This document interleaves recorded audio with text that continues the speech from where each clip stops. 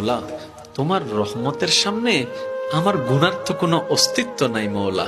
আমার গুনাহ না হয় পাহাড় পরিমাণ হবে, বেশি থেকে বেশি আসমান পরিমাণ হবে, না হয় পুরা পৃথিবী পরিমাণ হবে। তোমার রহমত তো অগণিত, তোমার রহমত তো অসীম, তোমার রহমত তো আনলিমিটেড। এবার রব্বে করিম বলে, তাহলে ঘাবড়াস কেন, তাহলে মন ছোট করস কেন? আরে গুনাহ করেছো তো করেছো, কি হয়েছে? একবার তো তওবার মাধ্যমে আমি রবের দরবারে ফিরে আই। মৌলা, ফিরে আসতে পারবো তো? দরজা কি খোলা আছে?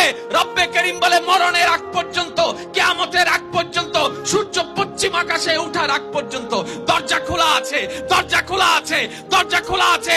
এবার বান্দা বলে, মৌলা 24টা ঘন্টার কোন টাইমে আসলে সেই দরজা খোলা পাবো?